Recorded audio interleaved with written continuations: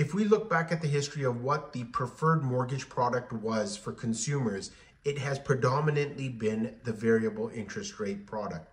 However, since about 2018 or so, when interest rates were very low, fixed rates were actually quite favorable. And now that we've seen interest rates go through the roof, along with inflation, those who have had fixed rate interest rates have probably been the saving grace for them. And those who have actually had to renew are considering either a shorter term fixed rate, or what people are doing now is actually considering variable interest rates.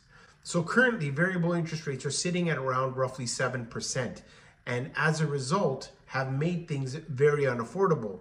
But on the horizon, we also have interest rate reductions coming. And so many people who are actually purchasing homes today are considering to take the short-term pain for the long-term gain of using a variable rate mortgage product in hopes that rates go down. Now let's take a look and see exactly what has happened throughout the history of Canada since 1975. And then we'll just quickly take a closer look at what is happening today in the market to see which mortgage product suits you.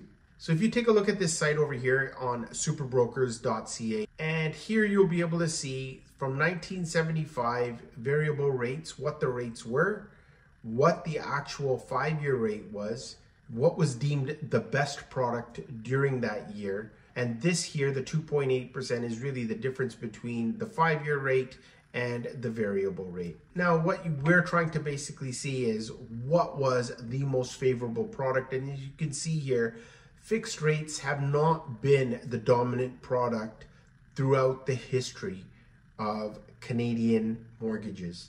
And you can see it's pretty much been the variable rate. And even while we were in the high inflationary period where our bank rates have now hit 5%, and prime rates sitting at 7.25, variable was still dominant in 21 and 22, and then became fixed for the last 2 years.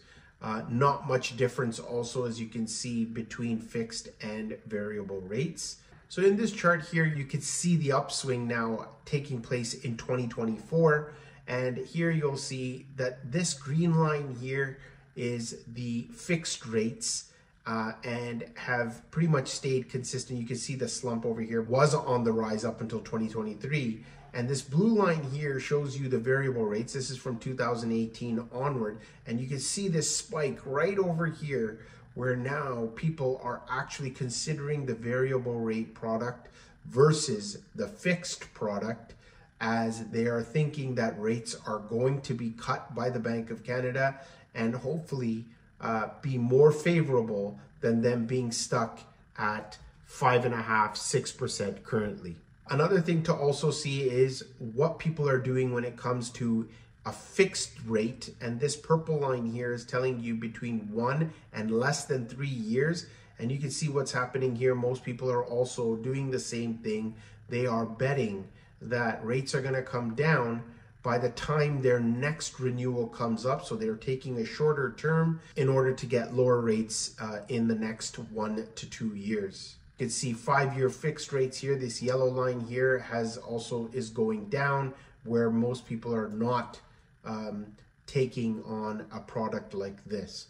Let me know in the comments below how you feel about what type of product you would be taking.